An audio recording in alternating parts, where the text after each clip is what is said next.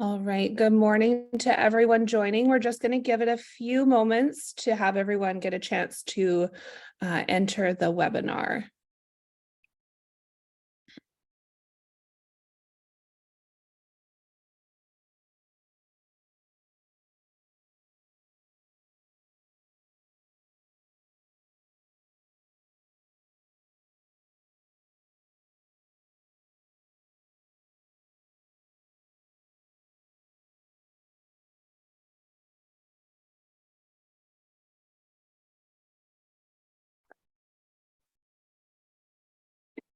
All right, I think we will get started and everyone can kind of continue to join as I do my little preamble here. So good morning, everyone. For those who I have not met yet, my name is Rebecca Williams. I am the HR and Group Benefits Officer here at UBCM.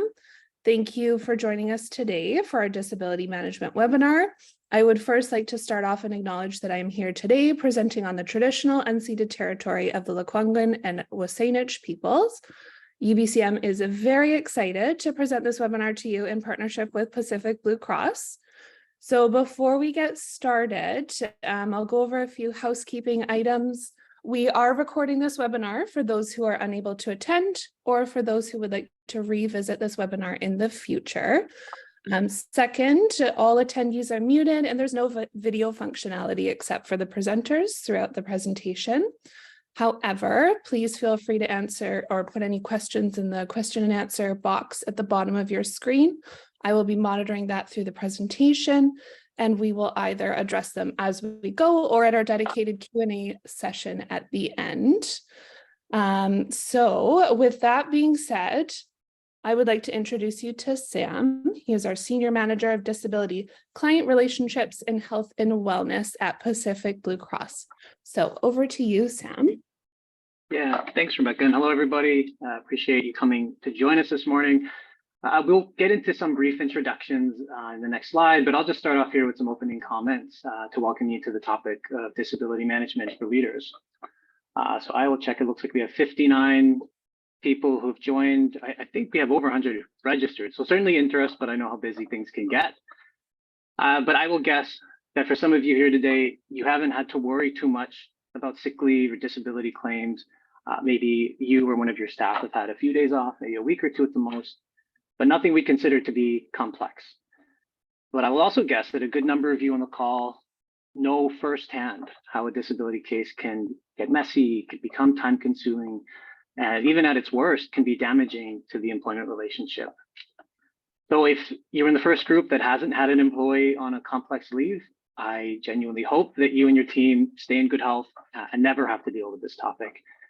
But odds are most of us will manage a health condition that disables us from work for longer than 3 months at some point in our careers. So as leaders, we'll likely have an instance where one of our employees will be off on a significant sick leave that turns into a longer disability claim. So just a few things. We have an aging workforce where more of us are managing chronic or invisible health issues. And as an example of that, in any typical week in Canada, at least 500,000 workers are unable to work due to a mental health issue. And so just a sense of size, that's twice the population of Burnaby every week that is off of work due to a mental health issue. So with increasing complexities, increasing comorbidities, disability incidents and durations are on the rise overall. And so is the financial pressure to manage these costs. So whether you are a seasoned executive or maybe recently promoted into the role of supervisor, it is important for leaders to be aware of the mindset and the skill set we can use to support our staff, not just when they're at work, but also if they have a health issue and need to take some time away. And so thank you for attending the session, again, on leading in sickness and in health, and for investing some of the time to become more familiar with disability management basics for leaders.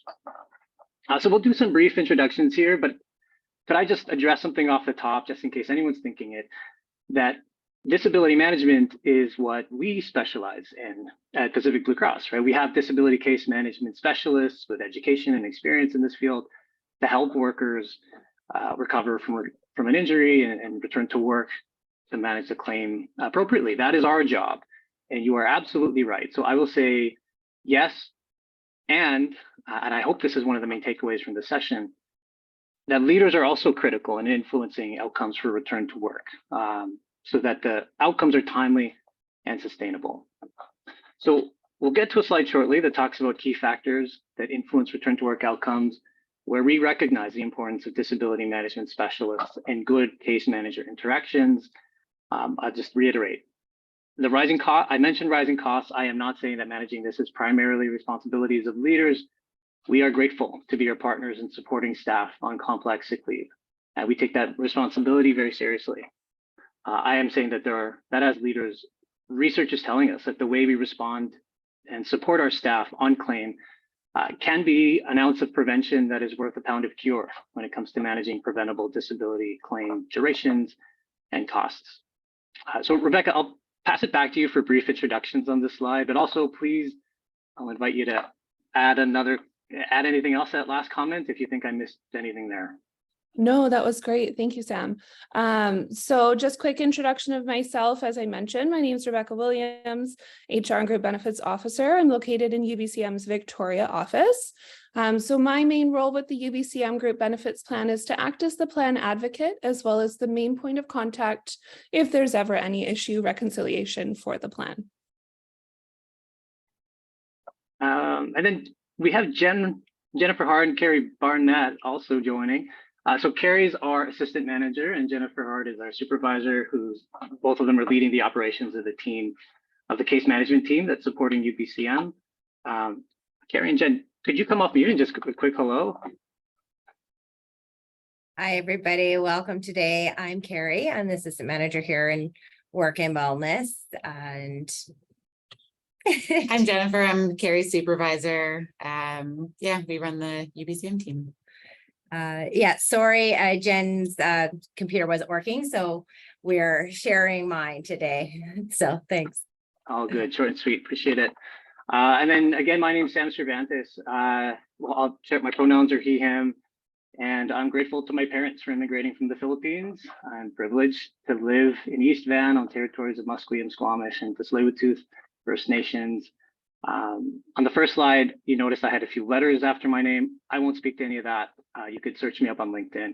Add me while you're there if you're curious, but I will just say I have been in workplace health, in the field of workplace health for over a decade, mostly in disability management, and most of that time on the employer side with the BC government, where I was lucky to do a number of things, but one of them was to do sessions like this, where I was going around and whether it's the Ministry of Health or Ministry of Children and Family Development, run sessions for leaders on thinking about work disability. So Rebecca, thank you for the opportunity to run this back. It kind of reminds me of what I was doing before in a previous life and stuff that I really enjoyed doing. So happy to be with you here today. And let's get into the agenda. So in just over, let's say 30 minutes, we'll cover three parts. First, we'll reintroduce sick leave, or in other words, being temporarily disabled from work. Second, we'll look at key factors that influence how long some will be off work, so otherwise their claim duration, and what can impact the timeliness and success of their return to work. And third, this is really a subset of the leader's influence of the second part. We'll talk about the use of modified or transitional duties as a means to helping employees recover and return.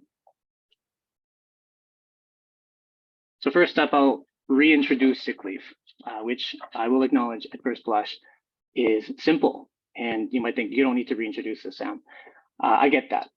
So even if someone is sick, what I'm saying is that they can't work, then it's sick leave. You think that's a simple concept, whether it's a day or a year, the idea is the same. They are disabled from work or work disabled.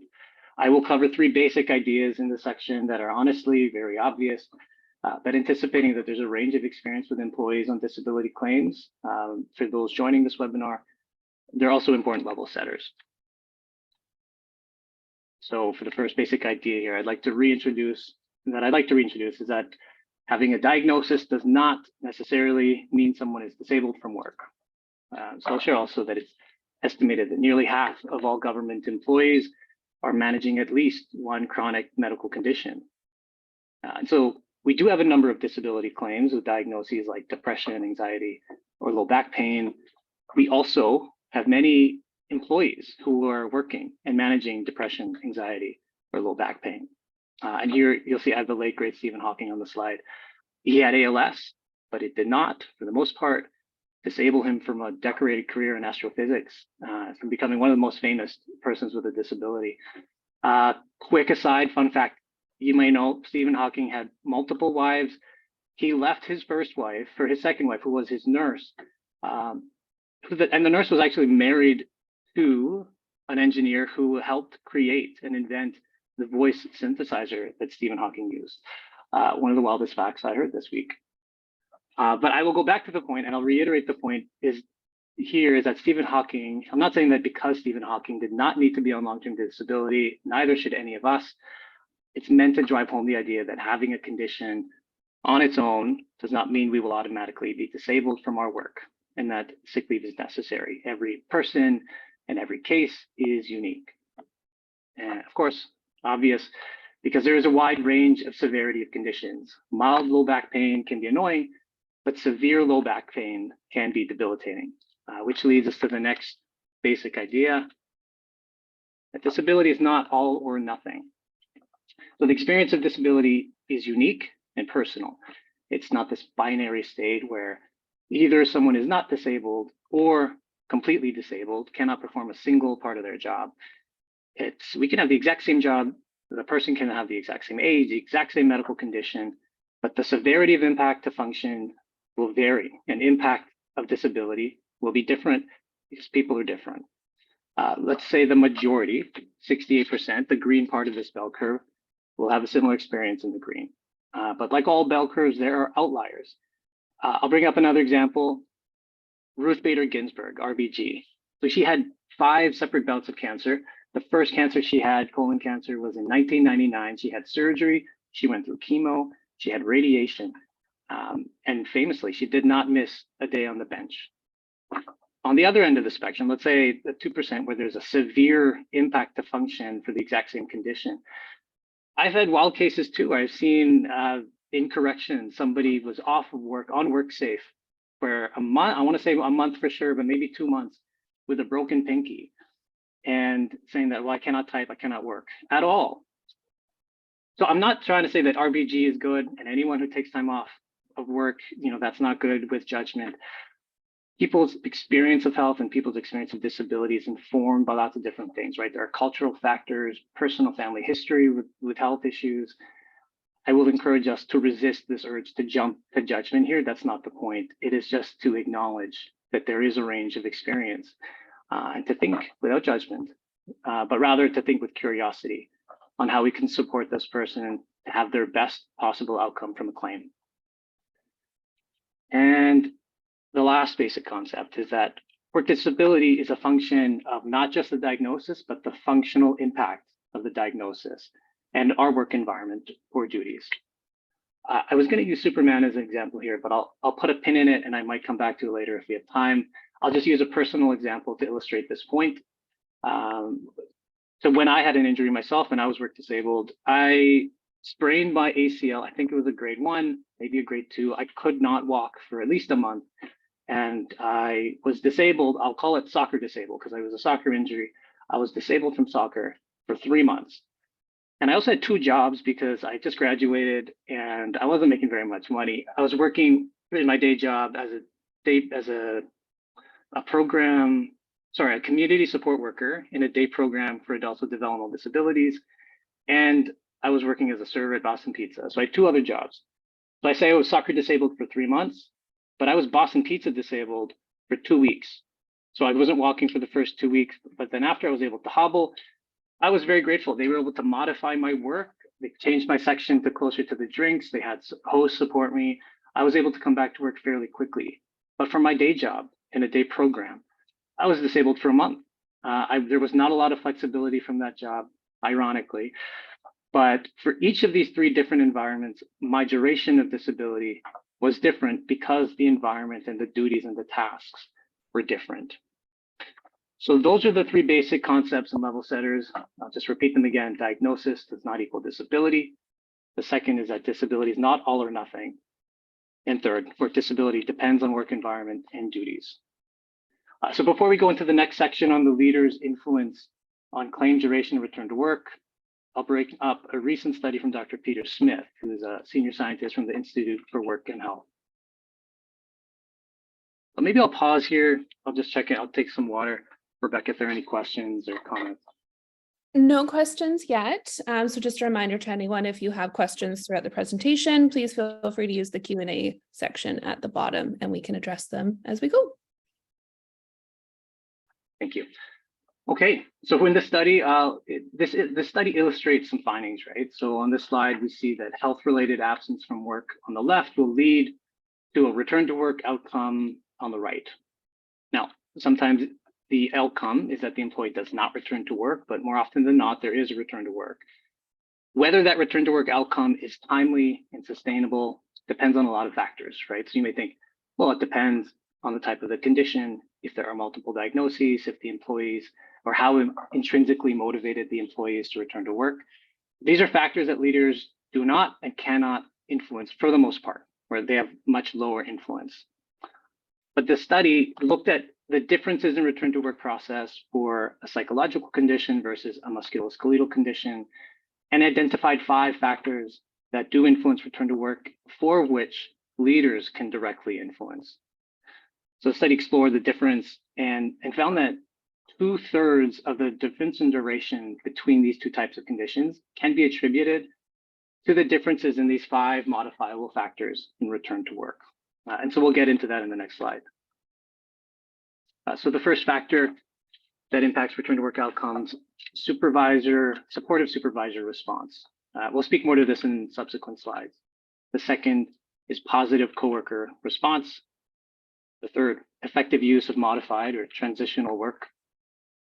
Fourth is collaboration and return to work planning. And the 5th piece, and this is where we have you at UBC, positive case manager interactions, where all of our case managers approach our work with a focus on empathy, clarity, and being proactive in case management.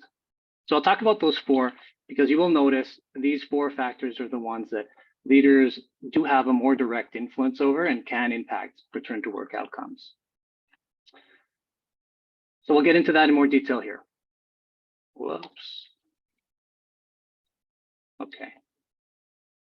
So the first modifiable factor, we're looking at supportive supervisor response. So I'll say 3 things on this. First is that setting the tone early with visible support makes a major difference. And I'll share a very quick story here. So somebody close to me had a fairly high-paying job, was reporting to the vice president of a telecom company. I won't name the company, but I'm sure one of us is paying our cell phone bills to this company. And a friend of mine was struggling with his mental health and eventually was trying to keep it together, couldn't hold it together, and went to the VP, his boss, and said, look, I just can't be at work. I need some time off to take care of this. And the VP's response was twofold. First, he said, I don't know anything about that, but I know that it will cost us money. And then the second part, and I will give kudos to this VP, backpedaled on that and said, look, of course, take all the time you need. We support you. We're here for you. But that 2-part response, that initial tone that VP set for my friend ruined it. So my friend did return to work and I'm sure was not very motivated to come back in a timely way, but already started to look for a new job because the tone of support was not there. It was a judgment. There was a lot of judgment and a lot of pressure my friend was feeling. So here I also say to apply a learner's mindset. I will briefly speak on this. So let's think of 2 mindsets, a learner's mindset versus a judger's mindset. The VP applied a judger's mindset and immediately said, okay, this is what I'm jumping to. I don't know what you're talking about with, struggling with your mental health. But jumping to judgment right away versus a learner's mindset where you're applying curiosity and wondering how we could support the worker to come back as best we can. The second factor I wanted to touch on is that if work contributed to the disability, address it. So of course, this applies if it's a work safe claim, if there was a spill on the floor that led to a slip and fall, make sure that the practices at work are adjusted and that's not happening. But of course, this could apply to a lot of different things. Sometimes The factors at work that contribute to a disability can be complex, but the fact that a worker knows that this is being addressed, understood, and considered and worked towards can go a long way to motivating a timely return. And then lastly is to connect the employee with resources to help them recover. So this can be formal things like if you have a employee family and assistance program, referring them to resources there. Of course, another really good way is to connect them with their case manager and encourage them to submit their claim forms on time. It can be informal, like connecting them with a podcast or a book or a resource. The things that you could do to express your concern and care for the employee, it's a long list, right? So to connect this employee with resources to help them recover demonstrates care. The second factor, the second modifiable factor that impacts return to work outcomes is a positive coworker response. So here, I said it's maintaining a connection to the workplace can be very key. It helps maintain a sense of identity and belonging for employees, and that a disability mindset can quickly set in and can harden, and it can get very difficult to recover and for employees to see themselves coming back as part of the team. Rebecca, last time I did this drive run with you, you had just come back from, I think, a week vacation, maybe 2 weeks. And I know I've come back from a week vacation. It can be hard to get back into the rhythm of things, and it can be hard to get back as my role as a manager here at Pacific Blue Cross. Imagine if it's a month or 2 or 3 or 4, or if maybe a year, right? If you're going off on a leave that long.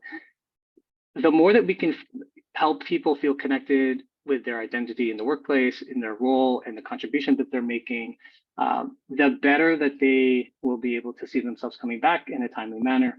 And of course, there are other things we can do to help encourage a culture of support at work, right? So little things like if somebody is off of work, still continuing to invite them or to let them know that there are events that they are missed, and we are looking forward to having them back. Those are little things that can go a long way. There is a fine line to walk here. We don't want to place undue pressure on staff to come back, but making sure that they feel missed, that they feel important, can be a meaningful thing for staff as well. The third piece here is that collaboration on return to work planning is critical. So we like to say in disability management that return to work planning isn't done to an employee, it is done with an employee. So having them actively engaged in planning for return to work is a critical piece to having return to work success. And we know that our best results are when we are all rowing in the same direction. Maybe one last personal anecdote. I have seen this personally with my mom, and I did ask her for consent to this, but she was on a long-term disability claim herself and felt that the process was very much top down. It was the case manager saying to her, this is when you will return to work. This is when the medical notes say that you should be projecting to come back, and really being driven by one side. And it did not lead to an excellent outcome, I'll be honest, right? So it is if the worker is feeling engaged and has agency and ownership over the process, that's when we can see really excellent results. And so this brings us to the next section, which has its own piece, the effective use of modified or transitional work. And I'll speak briefly to why I say transitional and back in parentheses here. We have said modified work for a long time. Carrie, Jen, this is a term that we use most often when thinking about gradual return to work and modified work. I have seen a bit of a shift where we want to increasingly say transitional work to make it very clear to workers that this is a temporary thing, right? There has been a conflation, there can be a conflation of, oh, I'm modifying the work potentially for a very long time for extended trials. But when we use the word transitional, it does make it clear that this is something that's temporary, that is a means to an end, which is full-time return to full hours and full duties. So I will come back to Superman here. So the work disability, again, I think we said this in a previous slide, it does depend on the environment or the duties. So when it comes to modified duties, exercising flexibility and temporarily modifying things like your work or your hours or the location of your work can help to facilitate a timely return to work. It can be a much lower barrier to re-entry, knowing that instead of having to come back full hours and duties, I can do this slowly. I could do Monday, Wednesday, Friday, or even Tuesday, Thursday to start, and even half days, and not even the full scope of work. So I'll come back to Superman. It did seem like a bit of an odd picture there. I like this example of illustrating how environment can impact disability in the way that Superman has super ability here on Earth, right? So he's super here. He can, what is it? Faster than a speeding bullet, leap buildings at a single bound, all of those Superman things. He does that here on Earth because of the environment on Earth. But on Krypton, if Krypton didn't explode, he was very ordinarily abled. He might just be an accountant. And the difference between him being super abled and normally able, well, sorry, I won't say normally abled, typically abled, is the environment. It's the things that he's doing. So when it comes to our work environments, thinking about how we could be flexible, temporarily changing things like duties, hours, or location can really make a difference in overcoming an initial barrier to come back. That said, I know that it's not always that simple. We have factors like safety sensitive work. If an employee is operating a vehicle, there are certain conditions or situations that we need to be very careful of. So I will address some potential challenges with modified or transitional work here. First, and I spoke to this earlier with the word transitional, we need to be very clear that these are not permanent accommodations, especially I know the difficulty in coming back to work and the potentially difficult situations of wanting to work from home a certain number of days, want to get more, less. I know firsthand that these HR issues can be very challenging. So we should be very clear. Gradual return to work, modified work, these are transitional, these are not permanent for the most part. I mentioned it also that safety sensitive roles have unique considerations and that clarifying roles and responsibilities for implementing modified work, you may look to HR or collective agreements for what the formal policies and structures are in your own workplaces. Of course, also to consider that there may be an impact to eligibility for disability benefits if this is done proactively. So there can be cases where if somebody's struggling at work, you're doing the proactive thing, you're being supportive, you're thinking, how can I modify the environment to minimize the impact of disability? That can lead to reduced hours, right? We've seen that, but just as a caution, doing this for an extended period of time, and especially with the hours reduced to a certain amount, that may impact eligibility for disability benefits. Maybe Jen or Carrie, you could come off mute here, but I think if you are working less than half your regular hours, and there's a threshold where you will not be able to be eligible for benefits if you do lead to long-term disability. So just as a caution and a heads up. The other pieces here, there are complex cases, right? There could be labor relations issues, performance issues that require specialized support. So from labor relations internally. And of course, employees may not necessarily see modified work as support. We have had cases where at least in provincial government, we have offered modified work. The employee just says, leave me alone. I don't want to do that. I just want to have the summer off, right? So these are complex issues that will require not just disability support, but often human resource or labor relations support. I'll pause here in case anybody has any other comments or questions. We have a couple questions that came in, Sam. So I'll read them out loud to you. So the first one we've got here is, I like your comments about how disabilities affect individuals differently and doesn't mean that individuals are 100% work disabled. I find that doctors' notes counteract this theory. How can we work with the doctors to help us lead with positive return to work outcomes? I'm not on mute. Yeah, I've got thoughts. Jen and Carrie, you may have thoughts as well, but maybe I could start. Yeah, I'm not seeing any objections. So this is a tough one. You know, I think what I would say when we get cases where a doctor's note just says completely off work or very vague cases, right?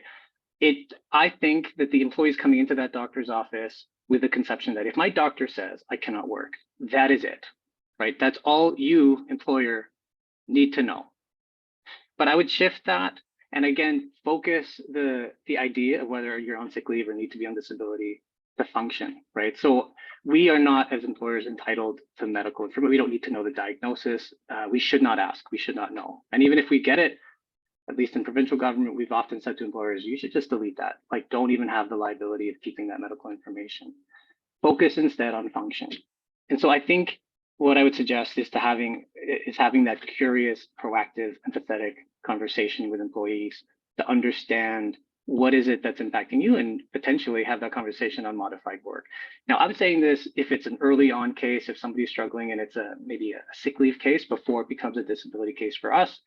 I would pause and defer to Jen and Carrie, who lead our operations team, as to things that we are doing on our side when it comes to a short or long-term disability case that's more complex, because absolutely there are strategies that we would take as case specialists in managing a situation like that and working with doctors to better understand functional impact. I think just to add to that for everybody, one of the things that Sam spoke about is building that support when somebody first goes off work. And part of that too is setting the tone there a little bit about the expectations for return to work. So if you talk to them a little bit then about why they're going off work, and you even just say that you're here to support them when they're ready to return in some capacity, so that you have modified duties for them or transitional work, or perhaps reduced hours, that if you have that conversation right away and let them know that, then they can take that to the doctor, and you're less likely to get those doctor's notes that say that somebody can't do work. And the other thing, to Sam's point again about challenging and being curious, is to ask the questions, and process that information with acquisitive mind. So if you know that somebody, for example, has a hand injury and you know that you can accommodate them at work, it is okay to go back and talk to your employee and say, hey, I see this note from the doctor. However, we have this available for you. And I think that you could do this and we could get you back and be really great. And if you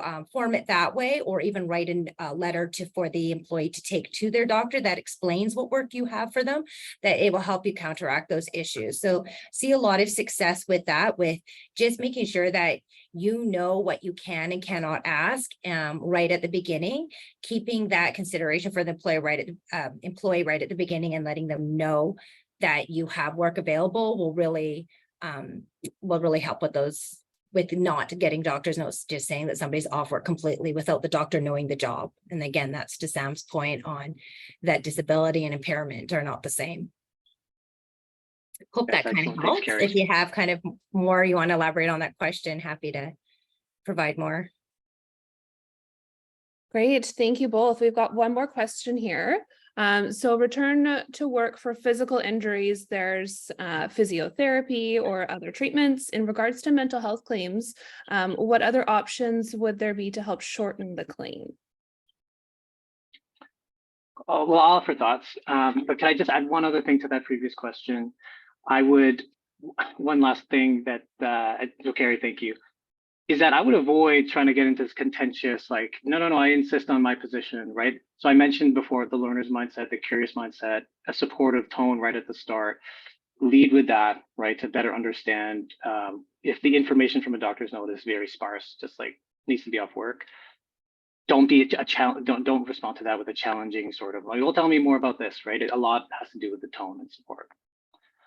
As for a mental health, a psychological condition, and things that we can do to support, I mentioned earlier, employee family assistance services that some groups may have. I don't know for sure if every single group would have that, but I think a lot do. The other piece is that there are a lot of free resources, right?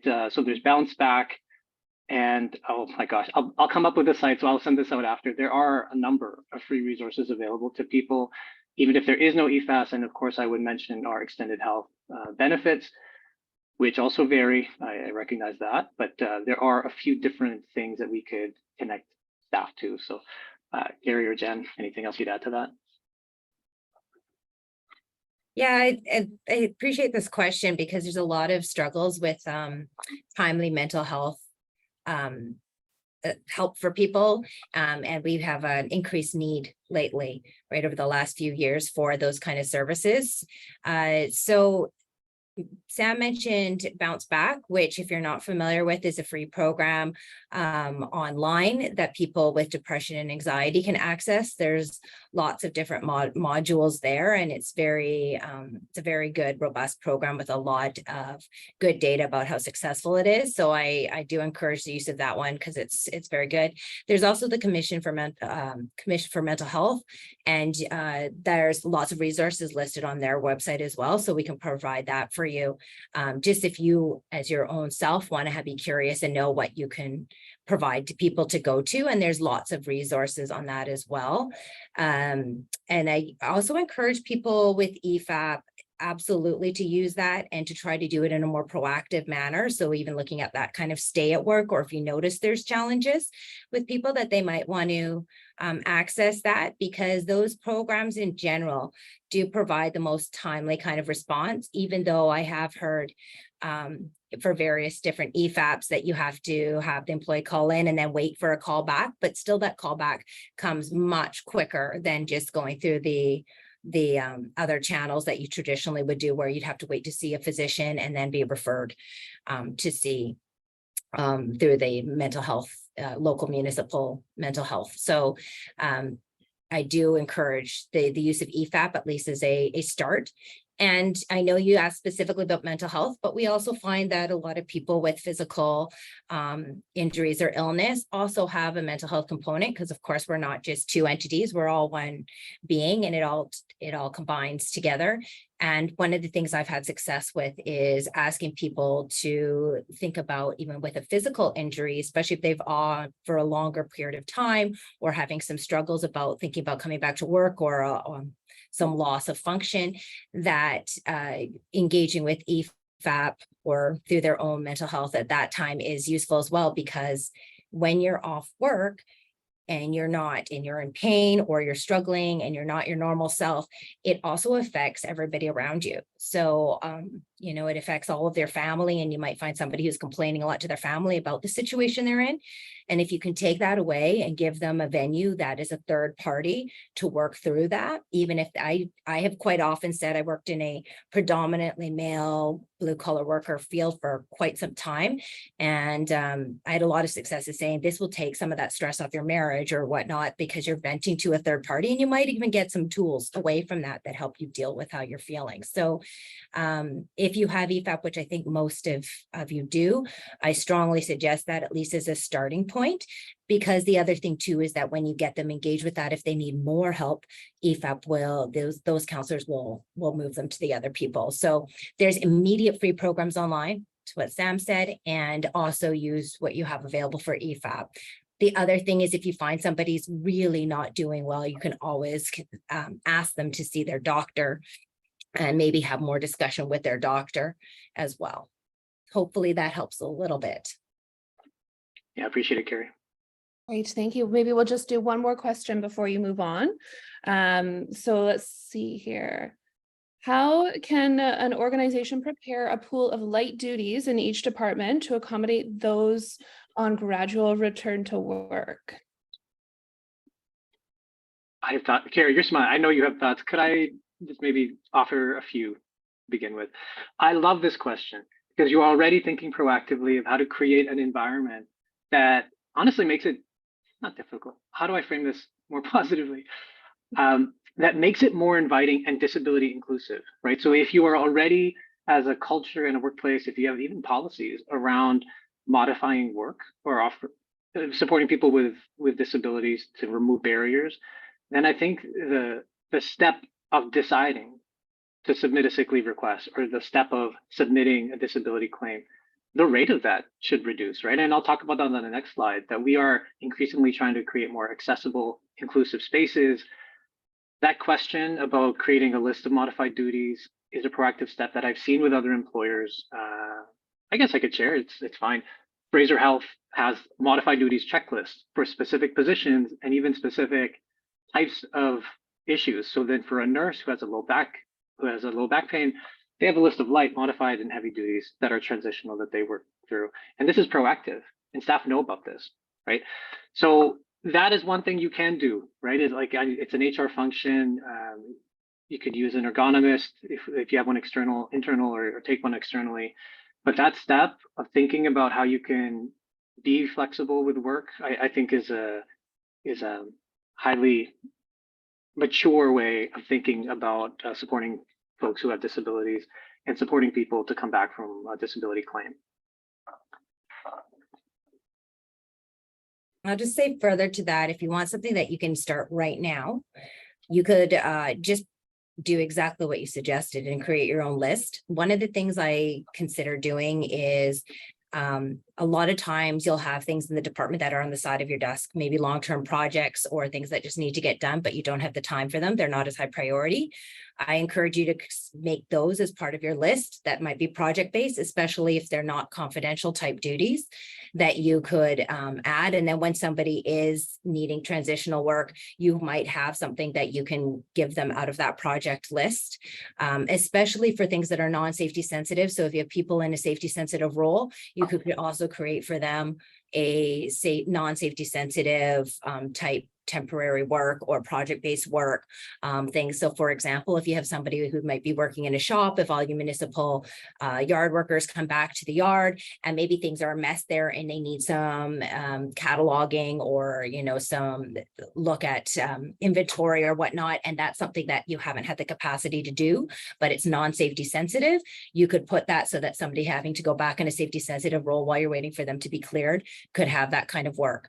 So I suggest you could just start a list right now, looking at your department and what your needs are, and just build it over time. And as you hear about people in the department who say, oh, I'd love to do this, but I don't have the opportunity, you can add it to the list. And those work out really well for you.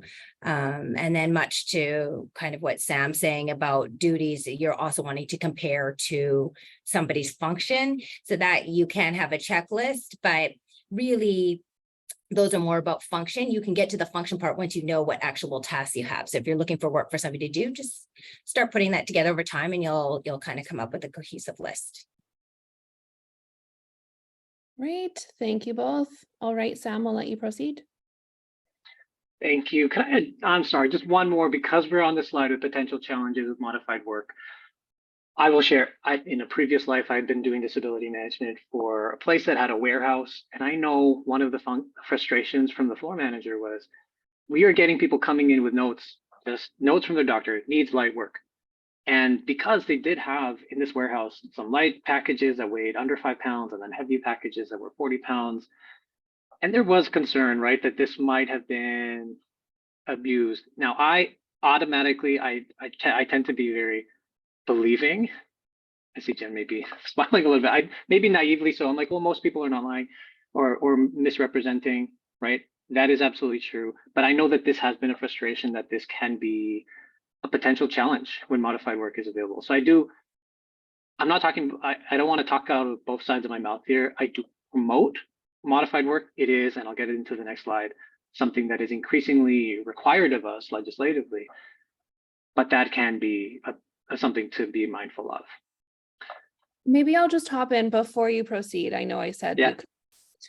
But this seems like a good place to ask this question, and you might get into it, Sam, but do those alternative duties need to be within or related to the employee's regular department or job, or can they be anywhere in the organization? I'll say two things. I would look to collective agreements, right? So just to be mindful of that.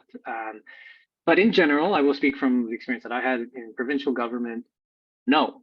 So the jobs do not have to be necessarily within a certain department. And I know from even health authorities that they had looked for options for like a emergency room nurse would work in a call center, right? To be on a workplace health call center, to be able to use that skill set in a completely different environment when they have a physical injury. So at least on two different public sector examples, in my experience, the answer is no. Like, it does not have to be limited to a certain department, division, what have you. Great, thank you. Now I can let you proceed. Thank you. We're still good on time, I think. 15 minutes. So here, I'll just mention two other things when it comes to modified duties as being an important factor that can influence return to work outcomes. First, the Accessible BC plan.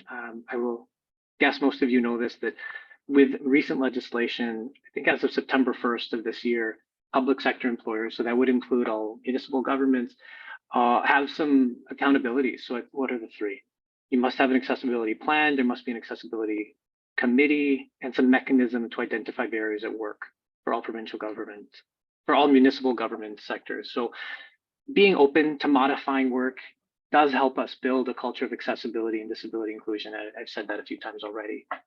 The other piece, and this one's coming up, so WorkSafe legislation is coming starting January 1st. We just have under 4 months. Bill 41 is obligating employers and injured workers to cooperate with each other and with WorkSafe BC to ensure that they work together to get the injured worker back on the job in a safe and timely way. Now, this may not impact a lot of employers, and I hope it doesn't impact a lot of employers because you are already actively cooperating with return to work efforts, looking at modified duties. But this new legislation will give WorkSafe a bit more teeth to ensure that on a WorkSafe injury, an occupational injury, that things are happening, that we are looking at modified work and supporting return to work efforts. I will recognize, right? So that we are mainly dealing with non-occupational injuries. We at Pacific Blue Cross, right? We handle short and long-term disability cases, and sometimes there's overlapping cases. But I think that approach, the spirit of this legislation, to make sure that there are formal roles and expectations that we are cooperating together to try to reduce the impact of preventable duration and cost. That's a good thing for everybody. That's a good thing for workers and businesses and employers and sustainability of plans. I think this is one of the last things I'll say, but I'll pause if Rebecca, you think there's more to be said here. I think you're good. I see that Jen and Carrie are answering a few of the questions. Yeah, sorry, I just wanted to say, because for time's sake too, and to make sure that we get through them, I'm just answering for some people. And if you do have more questions on that, we can make sure that Rebecca can give you my information, and I can answer them either in an email or whatnot. So we can do that too. Great, thank you. Sounds good. I think, yeah, this is my recap slide. So I will just say again, right? So from the research, there are these 5 factors that are modifiable. They're not always there for every type of case, but we as leaders can make efforts to make sure that we're doing these things. So in recap, as a leader, we can support, we can have a supportive initial response, which makes such an impact on just generating some goodwill and some loyalty and some interest to come back in a timely way. The second, we talked about encouraging a positive coworker response, encouraging ongoing connection to the workplace, even if they're on a lengthy, let's say multi-month absence. The third, we just talked about it, the effective use of modified or transitional work. And the fourth, having a collaborative approach. We are not doing return to work to somebody, we are actively collaborating on return to work with somebody. And the last, again, grateful for your partnership in this and grateful to be able to serve municipal government employees here, that we have positive case manager interactions, that we have the expertise to help navigate and connect folks with rehabilitation and recovery. I'll just close with this idea. So I was doing these types of workshops with provincial governments, and I realized, like, look, we have all these separate programs, right? We have attendance management, we have performance management, we have probation management, disability management. All of these different things essentially are the same thing, which is, I think, one of the leaders' chief responsibilities. And it's simply to help people be successful at work, right? If you were to distill all of those different initiatives into one thing, we're trying to help people be successful at work.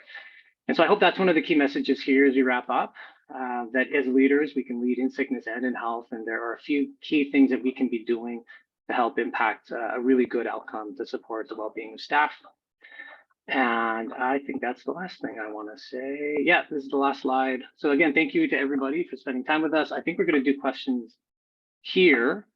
Yeah, and I already introduced Carrie. I was going to do that, but I'll thank Rebecca again for helping put this together and your partnership on this, as we, we're all working very hard to try to support the employees as best we can, right, to improve health and return to work in a timely way. So thank you again for helping put this together. I'll pass it back to you to facilitate any other questions. Great. Thank you, Sam. That was wonderful. Looks like we had one question just come in here. Let's see. Can you please address what happens after 2 years off on leave when the doctor will not say the disability is plateaued or permanent? What factors should we be looking at to either try to return the employee or move on with a more permanent replacement? So I'll see if you have any comments on that. So my initial thought, and Carrie, I'll come to you as well. My initial thought is I think we should take this away. Policy, we have a standard policy of what happens. And I know employers also have different policies and procedures, maybe in the collective agreement. So I think this might be a unique case that we should navigate more specifically. That said, I can offer a broad thought, right? And I can only pull from provincial government experience, which is like if you're offered 2 years, that is a period of time in which the position is still entitled to you as an injured worker or ill worker. After a certain period, it's not there forever, right? So then typically after 2 years, after the first part of long-term disability, a lot of ministries will backfill and replace that position. And if you are recovering, coming back, we have to find other arrangements, right? So that I cannot say applies necessarily to this situation, but if, Rebecca, if you wouldn't mind, if you could get the information, Carrie and I would love to be able to come back with a more tailored response. So if the person who is just an anonymous attendee, so if you want to send me an email, please feel free and I'll happily connect you with Sam and Carrie. And I think a key part on that one too is just that your maximal medical recovery or plateau can happen at different points, and they don't necessarily match up with what there is on the policy. If somebody is on a leave that is a short-term or long-term disability approved leave. So that wasn't actually asked in that question. I don't know whether it was just a leave that has short-term or long-term. I'm going to anticipate that yes, it was for somebody who is on an approved long-term disability claim. However, if somebody's in active recovery and the doctor isn't coming back saying, yes, the person has plateaued or it's permanent, then likely they aren't, and it's still temporary, and you still have that duty to accommodate and need to be looking for what their restrictions, limitations are right now. But you can ask for a prognosis and timeline for when somebody might get better. So when you have somebody who's been off for 2 years, 3 years, and you're saying, is this appropriate for permanent, and you're not getting that information, you do have the ability to ask the doctor, what's the prognosis for recovery, or sometimes putting it again in a letter that has like, is it less than 3 months, 3 to 6 months, 6 to 12 months? And then at least it gives you a date that you can go back to. So if a doctor is expecting a change within 6 months, then at 6 months, you can follow up and say, you said before it would be at 6 months. Now we're at the point where they've gone through this additional treatment and now they're plateaued, or have they, recovered somewhat and we're able to look at putting them back to their regular job.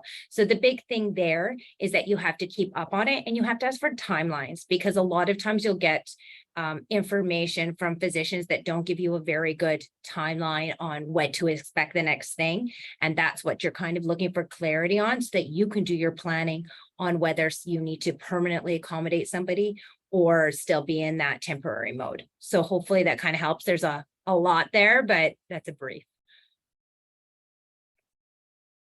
Great, thank you. So we have no more questions unless one comes in momentarily. We will wrap it up. Sam, Jennifer, Carrie, thank you so much for everything today. Thank you to everyone for joining with us. I appreciate everyone has very busy schedules, so we appreciate you taking the time. And if any other questions come up throughout the day or this week or so, just send me an email and I'll happily connect you with Sam or whoever may be your best resource to answer your question. Thank you so much. Enjoy the day. Thank you. Have a good day, everyone. Everybody, have a good day. Bye.